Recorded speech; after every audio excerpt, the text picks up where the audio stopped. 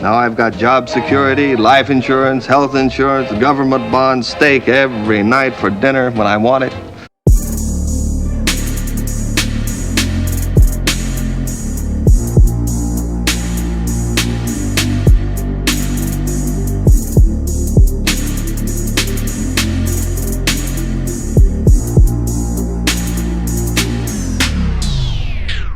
If you love listening to this show, please consider giving a rating and a review on Amazon Alexa or wherever you listen.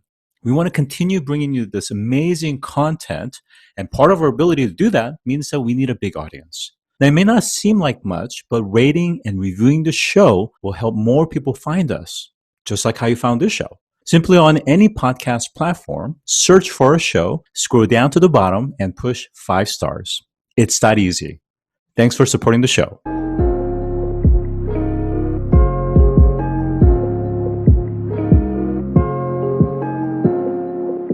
Today, I'm joined by Amir Haleem, who is the CEO and co-founder of Helium. Helium is an Internet of Things developer platform for building the network and transferring IoT device data. Thanks, and welcome to the show. Thanks, Scott. Glad to be here. Now, before the mundane world of IoT, I think you were a former esports champion and ran an esports community. What happened to you? What happened to me, indeed. That feels like an eternity ago, but a long time ago, I was a student at the University of Manchester and didn't really do a whole lot of studying. I discovered Quake was the first time that I had discovered an internet-enabled video game. I think it was the first TCP/IP multiplayer game, and I had a very competitive past. Like I was an athlete. I played soccer. I ran track and field. Like I was a very competitive person in general, and discovering Quake was like a sort of a new awakening for me. Like I was well aware of the internet at that time. Like the internet had been known. This was '96, but Quake was the first time where you could play a game against a random set of opponents from your sort of dorm room or your house or your office or whatever. Back then in the UK, I grew up in England, there weren't that many places that had good internet connections. So it was sort of relegated to like colleges and offices. But yeah, I mean, students have an unfair advantage, especially if you don't actually do any studying, because you get to spend, 12 hours a day practicing your craft. And I became expert, I was one of the best in the world, at times the best in the world. The universe of esports was a lot smaller then than it is now. Now it is, packing arenas full of people, and tens of millions of dollars of prize money. Friends of mine from that era run those events these days. So it's really cool to see, those guys having sort of stuck with it and reached the ultimate success. We were lucky if we had a couple dozen people show up to some of our events. Like we considered that was pretty cool, and they signed a few mouse pads and stuff like that. That was success for us. But yeah, that was cool. That was good times. It really taught me what the internet was, though, right? Like it was an enabling technology to do all sorts of different things. And I think I was aware of the internet before that. But Quake was really the first time where I really appreciated what was possible as a result of the internet existing. And I don't think I had really put those pieces together until that happened. Well, I mean, clearly you were way ahead of the industry. I think the classification of esport really didn't even begin until just a few years ago, in the sense of, really becoming a major force in the, let's say, entertainment and sports arena. And to your point, now they're actually packing stadiums, or virtual stadiums, I suppose, these days.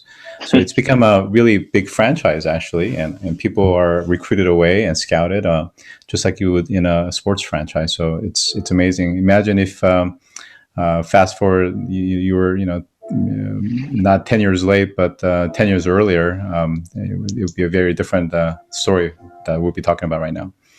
How did you go from that passion to eventually leading to what you're doing today with Helium?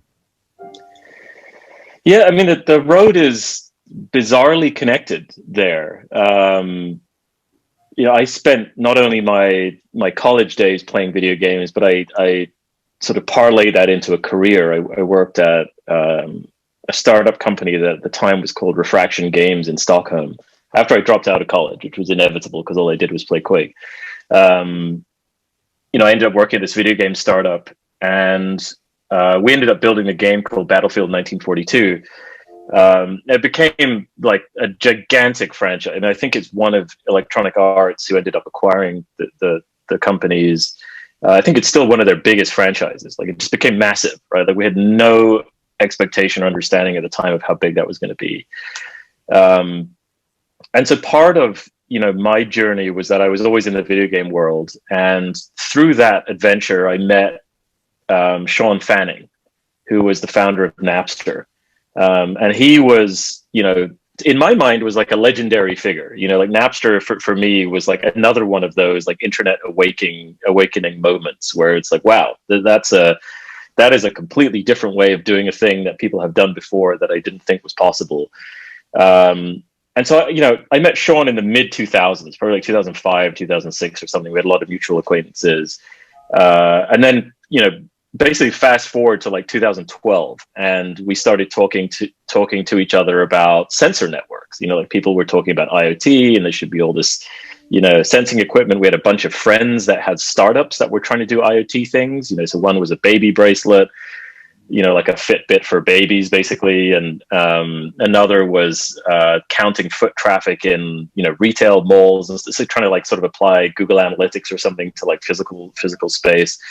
And they all had roughly the same problem: was it was expensive and complicated for them to connect those devices back to the internet. And so that led to us just having a bunch of conversations. And eventually we were like, seems like we could actually do something interesting here. It was a very greenfield space in 2013 when we started the company. In a lot of ways, it still is just a different greenfield. But that's how it started. It was just like a sequence of conversations over many, many years, basically around crazy things, and this sort of divergence or convergence of needs and technologies at the same time: cheaper radios, access to like unlicensed spectrum, a problem, that people were looking to solve. And that was really the sort of the nexus to start Helium. Terrific. So, if you could just kind of help the listeners to better juxtapose Helium to, let's say, the traditional mobile operators and the networks that they have, how is your platform providing a very large footprint in terms of peer-to-peer network that allows for individuals to basically connect their edge nodes or devices to the network and, further strengthen and provide that additional mesh aspects to a growing network? Yeah, I mean, one way you could think about it, it's kind of a cliche just because Sean is involved, but it is a little bit of like a Napster-like paradigm, right? Like if you thought of buying records or music back in those days, and depending how old your listeners are, they may or may not even remember these days, but there were only a few places where you could buy music, and they were sort of owned by a certain group of people, like Tower Records or HMV or whatever it was. And Napster sort of changed that. It made this like interwoven web of people that were able to just like serve music to each other. It was illegal at the time, but that was sort of besides the point, really. And Helium is sort of the same sort of idea. I don't think it's illegal in the same way that a lot of the music sharing on Napster was, but the traditional telecom model is effectively the same kind of idea as a record label model, record company model, which was a record store model, which is, I'm going to buy up a bunch of space, right? And some of it's going to be towers, some of it's going to be on tops of buildings, and I'm going to put these huge antennas on there, right? And I'm going to own that space, and I'm going to charge people to use the network. This is how AT&T works, Verizon, T-Mobile, any MNO, as they call them in the world, has the same model effectively, right? Where they own the network and they charge people to use it. Our approach was very, very different, and it was really caused by the fact that IoT is very, very different. So when we talk about IoT, we're talking about small devices, so like sensors, like things like this little tracking device, right? We're not talking about phones or laptops, at least not yet, but I'll get to that. And the business model for those kinds of networks is extraordinarily different, right? Like when you are building a network for an iPhone or an Android device, you can perhaps justify or figure out an ROI that makes sense for spending tens of billions of dollars to build a network if people are going to spend hundreds of dollars a month to pay you to use it. Like I spend $200 a month or something on my iPhone and family plan. But if you've got things like sensors that are spending, $1 a year to use the network, then all of a sudden those economics don't make any sense. It took us a long time to try a bunch of different approaches to that problem. In the end, our conclusion was that the only way to make those kind of economics work is if you didn't have to build the network, right? Like if you didn't have to spend hundreds of millions or billions of dollars to like build this physical infrastructure, then there was a chance that it would make sense. And that was really the sort of idea behind building Helium. The current instantiation of Helium was there was a bunch of stuff moving at the same time, right? There was like demand for IoT. There was sort of a massively like accelerated interest in things like Bitcoin, or especially Bitcoin, but also Ethereum and other cryptocurrencies. And, you know, we just thought like, well, what if we could apply the same kind of economic model that Bitcoin has used to build sort of a decentralized currency to building a wireless network? Like, what if there was a way to incentivize people to build the network themselves and be like almost be the cell tower themselves, like people who operate Helium nodes or Helium hotspots are like little cell tower operators, right? And in the same way that our Airbnb hosts are little hoteliers, right? And that was sort of the idea. It was like, can we blow up that traditional model? And that's what we did, and it seems to be working. That's terrific. I know it's probably a slightly different market, but Open Garden, and I know part of the reason the Spring of Arab revolt was successful was because of decentralized mesh networking capability, especially on the phones, for example, where they were basically sanctioned away from using usual operator carriers. In terms of the network, how does it work in the sense of are people connecting their devices like their laptops, or are they connecting their true edge nodes like sensors, or do they need to have the Helium hotspot in order to make it all work? And what are the standards and protocols that you guys are actually then supporting for some of these connectivity? Today, the network is not for laptops, phones, iPads, things like that.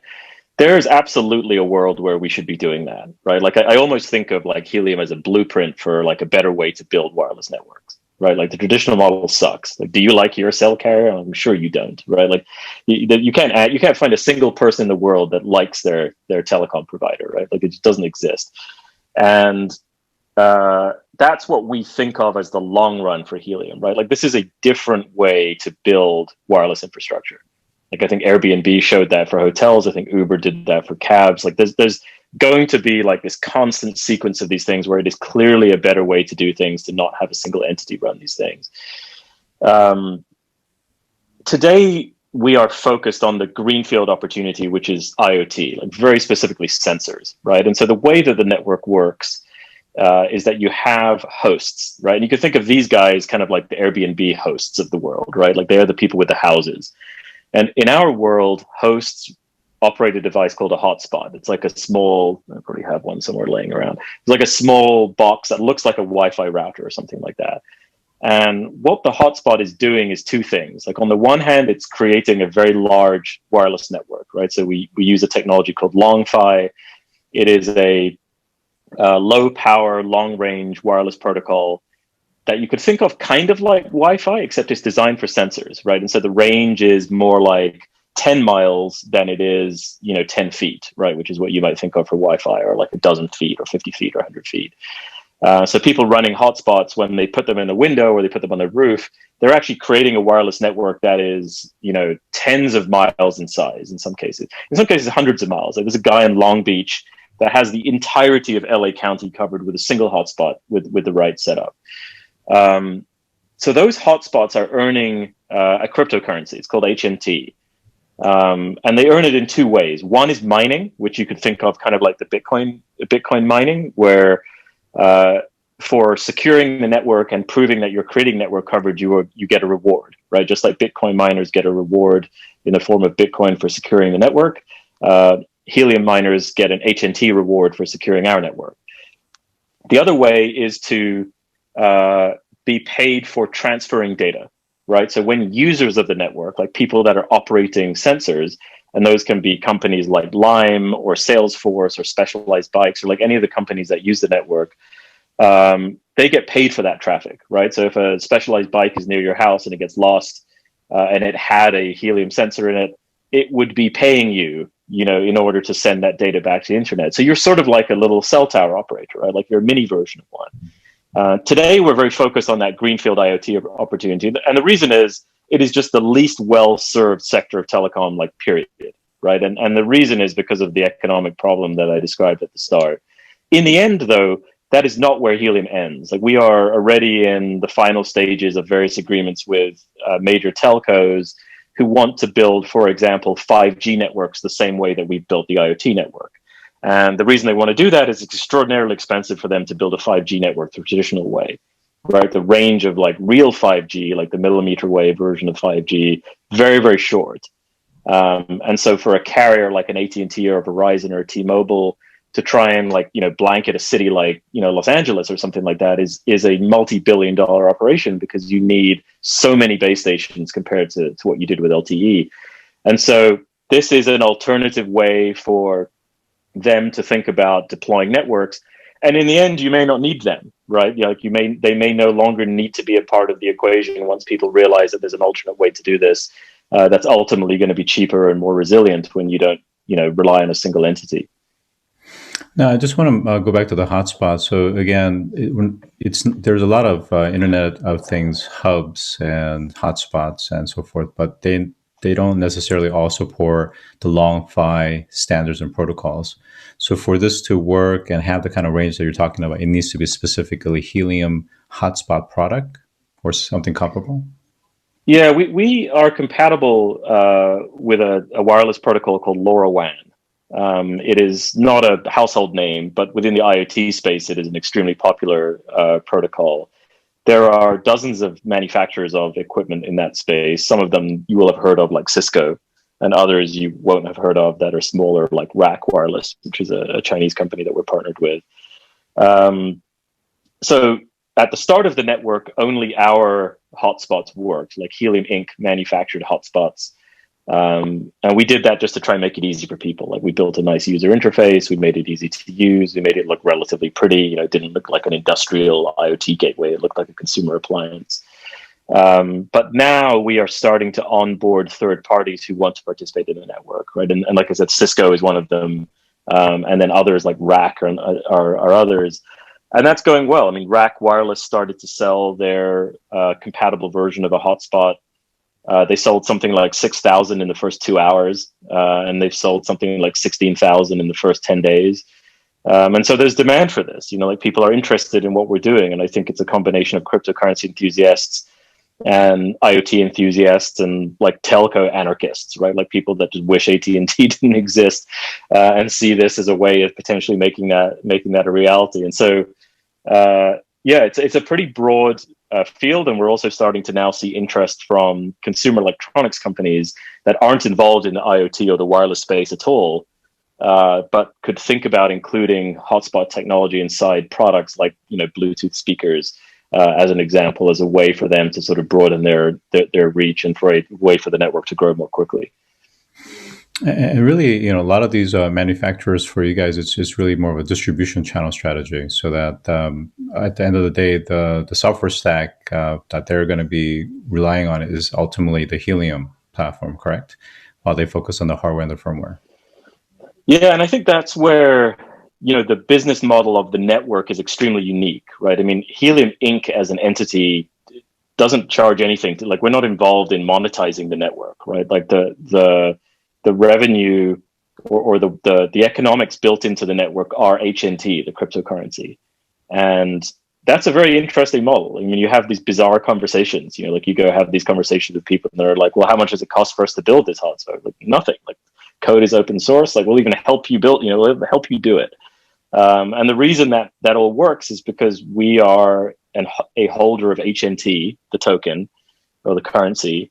And as the network succeeds, those HNT we expect to also succeed, right? And so our initiatives are aligned with the network, and we don't need to charge a SaaS model or a licensing model or any other sort of revenue model on top. And I think that's relatively unique and a characteristic that's only enabled by cryptocurrencies and crypto networks.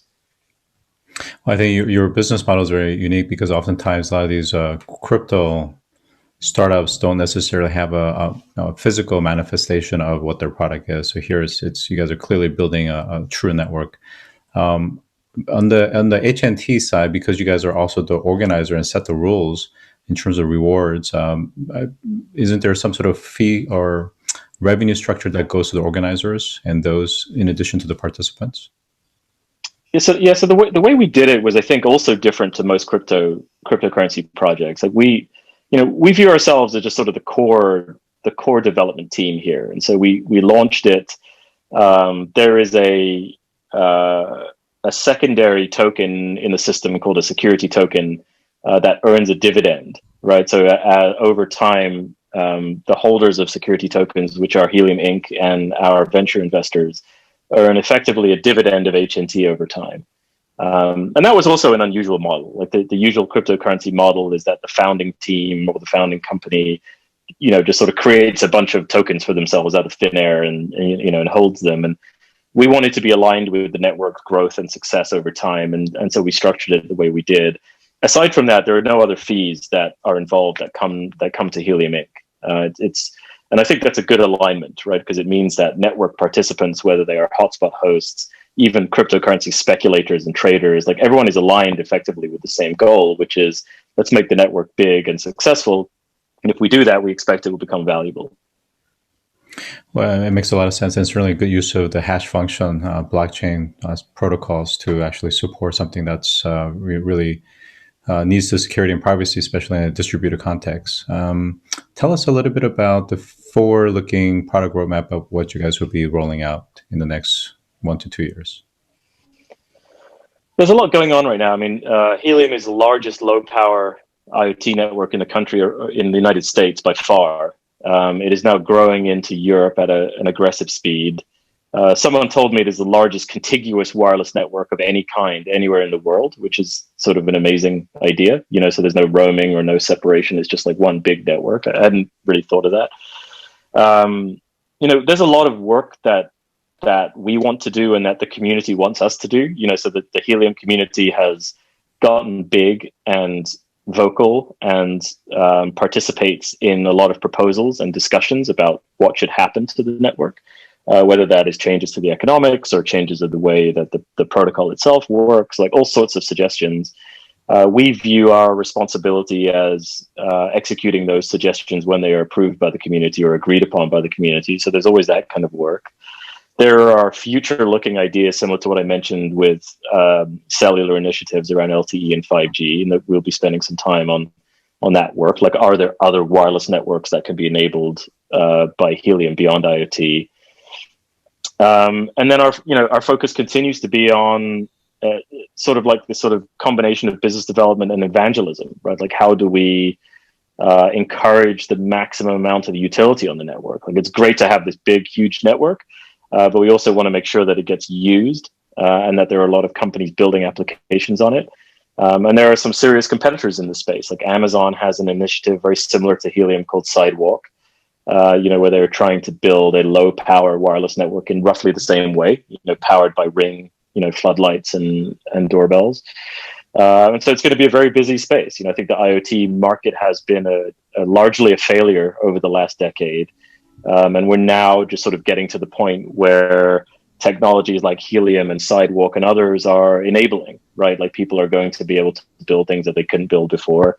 And I think I'm like shocked and amazed by all of this, and I'm excited to see what people do. Well, let's see. I have a somewhat of a kind of an ad hoc question, which is that we are starting to see quite a bit of new players or new entrants coming into this the low orbit satellite, really the SAR satellites that is specifically oriented towards IoT, and we're talking very low packet sizes. $1 per year, per device type of thing, and they're looking to have terrestrial coverage. What are your thoughts, and how is that going to play in the system that you guys are building? We'll see. I mean, on the one hand, it could be extremely complementary, right? So if you thought of something like Starlink, which is Tesla's initiative around this, could be a fantastic backhaul for hotspots, right? Like could make it cheaper and easier to deploy hotspots in like difficult places, right? Where there isn't Wi-Fi or there isn't some kind of Ethernet drop or whatever. There are some that are trying to do, as you're sort of suggesting, like direct sensor to satellite kind of configurations where you would bypass the hotspot completely. So like the satellite is the hotspot basically in space. Those are going to be interesting to watch. Like there's a couple of really interesting ones. Lacuna is one of them that uses a very similar kind of technology as we do. I'm very, very, very, very curious to see how they work. I think there's a real opportunity for those to be tremendously successful in ways that helium might not be able to, in environments that are challenging for the hotspots to be deployed or wherever it may be. It's a huge. I think of the size of the pie as so large that I'm not ever concerned about whether there's room for like 2 or 3 or 4 companies to live in the same space. And look at the U.S. cellular market. There's like 6 or 7 companies offering practically identical service, right? I mean, it's a very big pie. But I welcome it. Anything that I think has a chance to advance the cause, and the cause is get people to build interesting things that they can't build today. I think is a net positive, both for helium and the IoT space in general, right? Because the more and more of that we see, I think the better things are going to be. Like I live in Northern California, tend to have a lot of fires around here these days. It would be nice if we had better information about air quality, for example, right? Like it's very, very poor sort of air quality sensing infrastructure. And those are just kind of the simple applications that I wish existed that for some reason don't exist. And those are the kinds of applications that I think get enabled by helium and others that in general will improve our quality of life significantly. And so I'm not here to try and pretend that helium is the absolute solution for every problem. It's certainly not going to be. But I hope that it is a way for people to do some new stuff at the end of the day.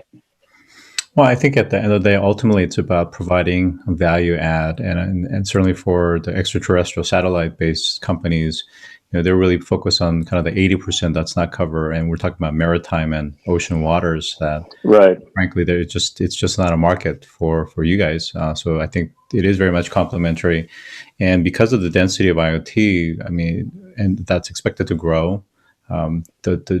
If I could, visually imagine these hotspots that overlap one another and in a contiguous manner across the planet, at least on the land anyways, that's a huge value and the kind of use cases that could come out of that. And then, of course, as not just the edge nodes like the sensors, but becomes more like edge devices like phones and, things that actually have real GPUs and CPUs, as well as, decent memory, start to come in, they can actually start to do a lot more interesting use cases as well. Yeah, so and I think there's also just to sort of to cover off on it or cap off on it. There's also the privacy consideration, right? Like I think using crypto both from the cryptography point of view, but also from the economic point of view, is really going to be helpful. Like we're just sort of scratching the surface now of what the potential privacy problems are. When you have corporations like Comcast that own so much of the data that we use, to me, this is like an existential problem. And we're not that aware of it right now because everything's kind of okay.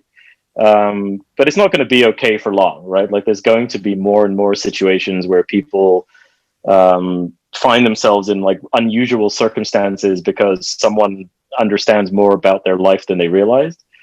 And I don't think that's going to be a sustainable situation in the long term. And so part of why I'm very, very much involved with or very excited about what helium could do is a big part of that, right? Like, can we improve the state of privacy on the internet? Like so much of the consumer internet is advertising based, that it sort of lends itself to this anti-privacy model. And I would love for that to change. And I think things like helium and other technologies that are out there, like Tor, can really be a huge win for humanity as a whole, really.